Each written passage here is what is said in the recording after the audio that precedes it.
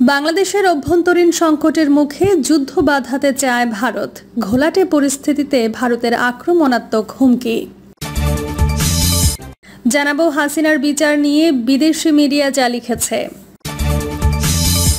এবং সর্বশেষ জানাবো বিএনপি সহ ৩০ দলের দাবি সরকারের না, মুক্তির পথ কি শুধুই নির্বাচন?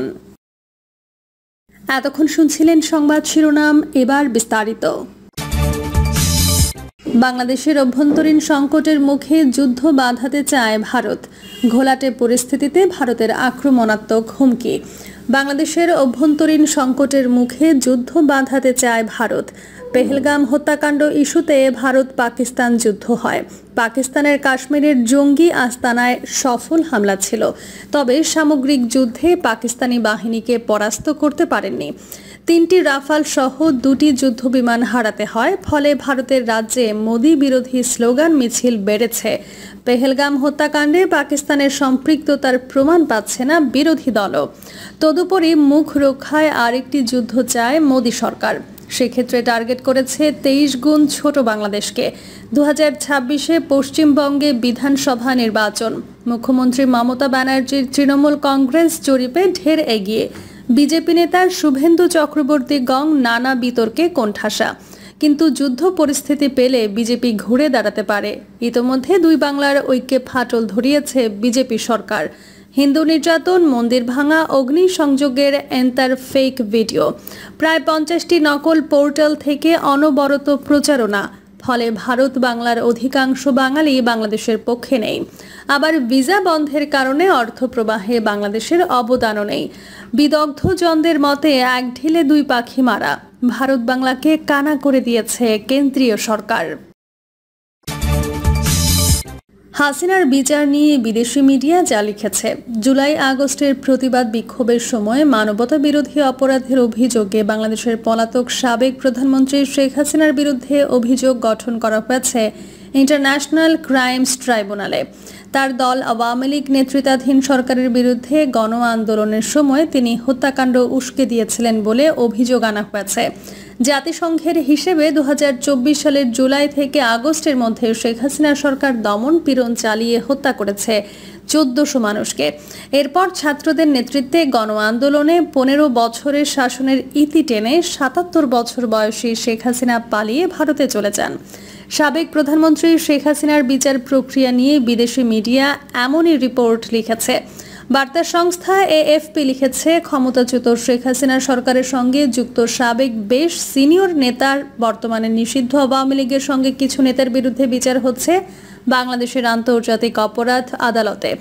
সূচনা বক্তব্যে আওয়ামী লীগ নেতৃত্বাধীন সরকারের বিষয়ে রোববার আইসিটির প্রধান প্রসিকিউটর মোহাম্মদ তাজুল ইসলাম বলেন, তথ্য প্রমাণ যাচাই শেষে আমরা এই উপসংহারে পৌঁছেছি যে এটা ছিল সমন্বয়ের হামলা। সূচনা বক্তব্যে আওয়ামী লীগ নেতৃত্বাধীন সরকারের বিষয়ে রোববার আইসিটির প্রধান প্রসিকিউটর মোহাম্মদ তাজুল ইসলাম বলেন, তথ্য প্রমাণ যাচাই শেষে আমরা এই উপসংহারে পৌঁছেছি যে এটা ছিল সমন্বয়ের মাধ্যমে ব্যাপকভাবে এবং পর্যায়ক্রমিক হামলা। অভিযুক্তরা আইন প্রয়োগকারী সংস্থাগুলো এবং তার দলের সশস্ত্র সদস্যদের ব্যবহার করেছে গণ আন্দোলন দমিয়ে দিতে। শেখ হাসিনা ও তার 2জন কর্মকর্তার প্রতিজনের বিরুদ্ধে 5টি করে অভিযোগ করেন তাজুল ইসলাম। এর মধ্যে আছে জুলাই বিদ্রোহের সময় গণহত্যায় প্ররোচনা দেওয়া হয়েছে, উস্কানি দেওয়া হয়েছে, সহযোগিতা দেওয়া হয়েছে, ষড়যন্ত্র করা হয়েছে এবং গণহত্যা বন্ধে ব্যবস্থা নিতে তারা ব্যর্থ হয়েছে। প্রসিকিউটররা বলেন, এসব কর্মকর্তা মানবতা বিরোধী অপরাধ হিসেবে ধর্তব্য। রিপোর্টে আরও বলা হয়, শেখ হাসিনা এখনও ভারতের স্বেচ্ছা নির্বাসনে আছেন। তিনি এসব অভিযোগকে রাজনৈতিক উদ্দেশ্য প্রণোদিত অভিহিত করে তা প্রত্যাখ্যান করেছেন। শেখ হাসিনা ছাড়াও এই মামলার আসামিদের মধ্যে আছেন সাবেক পুলিশ প্রধান চৌধুরী আবদুল্লাহ আল মামুন, সাবেক স্বরাষ্ট্রমন্ত্রী আসাদুজ্জামান খান কামাল। এর মধ্যে আবদুল্লাহ আল মামুন নিরাপত্তা হেফাজতে আছেন, তবে রোববার তাকে আদালতে হাজির করা হয়নি। অন্যদিকে আসাদুজ্জামান খান কামাল পলাতক আছেন। রিপোর্টে আরও বলা হয়, শেখ হাসিনা সরকারের সিনিয়র কর্মকর্তাদের বিচার এখন ক্ষমতার লড়াইরত বেশ কয়েকটি রাজনৈতিক দলের মূল দাবিতে পরিণত হয়েছে। বর্তমান অন্তর্বর্তী সরকার আগামী নির্বাচন দিতে চেয়েছে 2026 সালের জুনের আগে। ওদিকে শেখ হাসিনার বিরুদ্ধে বিচার কার্যক্রম রোববার সরাসরি রাষ্ট্রীয় টেলিভিশন বাংলাদেশ টেলিভিশন সরাসরি সম্প্রচার করে। এটাই বাংলাদেশে কোনো বিচারিক কার্যক্রম সরাসরি সম্প্রচারের ঘটনা। প্রসিকিউটর তাজুল ইসলাম প্রতিশ্রুতি দেন যে বিচার হবে পক্ষপাতিত্বহীন। তিনি বলেন, এটা প্রতিশোধ নেয়ার কোনো ঘটনা নয়, তবে নীতির প্রতি প্রতিশ্রুতিবদ্ধ যে একটি গণতান্ত্রিক দেশে মানবতার বিরুদ্ধে অপরাধের কোনো স্থান নেই। এএফপি আরও লিখেছে, তদন্তকারীরা মামলার সঙ্গে সম্পর্কিত ভিডিও ফুটেজ, অডিও ক্লিপ সংগ্রহ করেছেন শেখ হাসিনার ফোনে কথোপকথন, হেলিকপ্টারের রেকর্ড এবং ড্রোন উড়ানোর ঘটনা। একই সঙ্গে দমন পীড়নের শিকার ভিকটিমদের বক্তব্যও সংগ্রহ করা হয়েছে। প্রসিকিউশন যুক্তি উপস্থাপন করে যে স্বরাষ্ট্র মন্ত্রণালয় এবং পুলিশের মাধ্যমে প্রতিবাদকারীদের দমন করার জন্য নিরাপত্তা রক্ষাকারীদের নির্দেশ দিয়েছিলেন শেখ হাসিনা। তাজুল ইসলাম বলেন, এর ফলে তারা পর্যায়ক্রমিকভাবে হত্যাকাণ্ড, অ্যাটেম্পট মার্ডার, নির্যাতন ও অন্য অমানবিক কর্মকাণ্ড পরিচালনা করেছেন। প্রসিকিউটররা আরও অভিযোগ করেন যে শেখ হাসিনার নির্দেশের পর নিরাপত্তা রক্ষাকারীরা হেলিকপ্টার থেকে প্রকাশ্যে গুলি করেছে। রংপুরের প্রতিবাদী ছাত্র আবু সাইদকে হত্যায় নির্দেশ দেওয়ার জন্য শেখ হাসিনাকে অভিযুক্ত করেছেন তারা। উল্লেখ্য, 2024 সালের 16 জুলাই রংপুরে খুব কাছে থেকে গুলি করে হত্যা করা হয় আবু সাইদকে।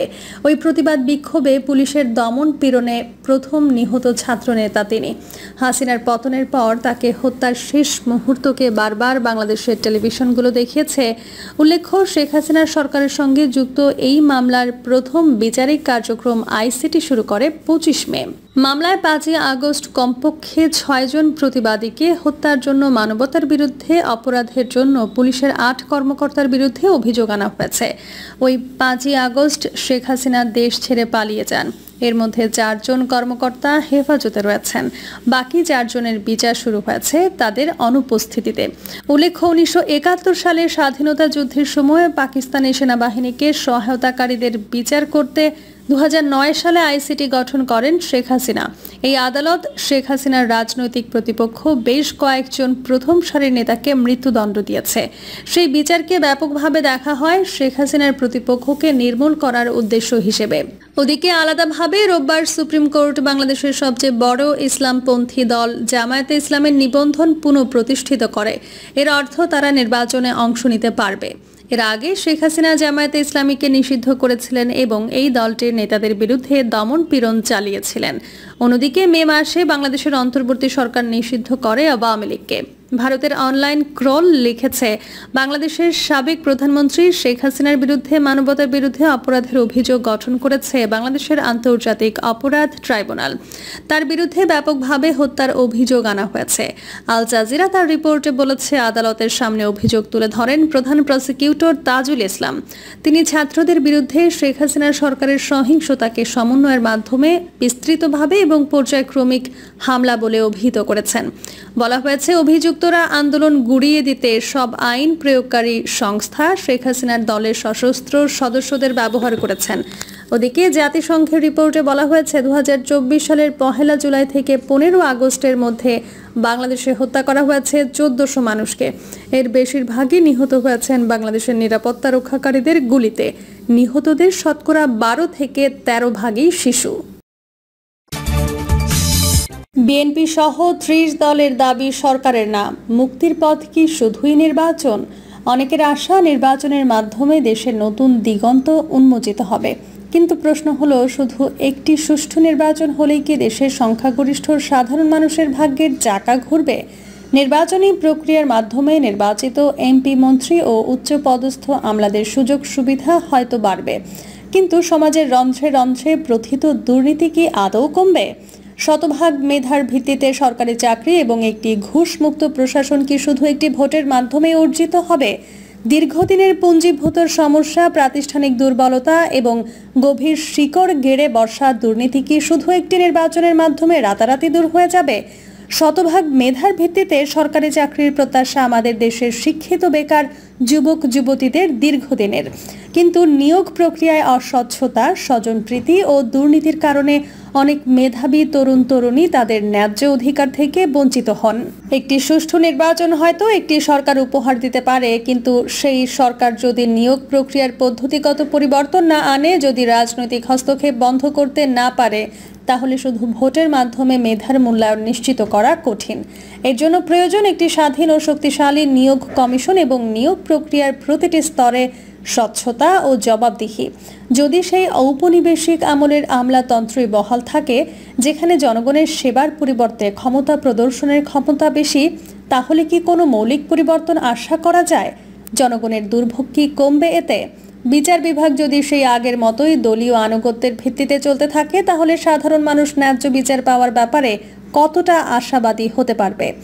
আইনের শাসন কি প্রতিষ্ঠা হবে, নাকি দলীয় প্রভাবের কাছে নতি স্বীকার করবে? 1947 সালের স্বাধীনতার পর 1954 সালে নির্বাচন হয়েছিল। 1970 সালেও ভোটের অধিকারের প্রশ্নে একটি ঐতিহাসিক নির্বাচন হয়েছিল। নির্বাচিত প্রতিনিধিদের হাতে ক্ষমতা হস্তান্তরের দাবিতে আমাদের মুক্তিযুদ্ধ সংঘটিত হয়েছিল। স্বাধীনতার পর 1973 সালে একটি নির্বাচনও হয়েছিল, কিন্তু সেই নির্বাচনের পর শান্তি ও সমৃদ্ধি আসার পরিবর্তে শেখ মুজিব তো ভোট চুরির একটি কলুষিত সংস্কৃতি তৈরি করেছিলেন।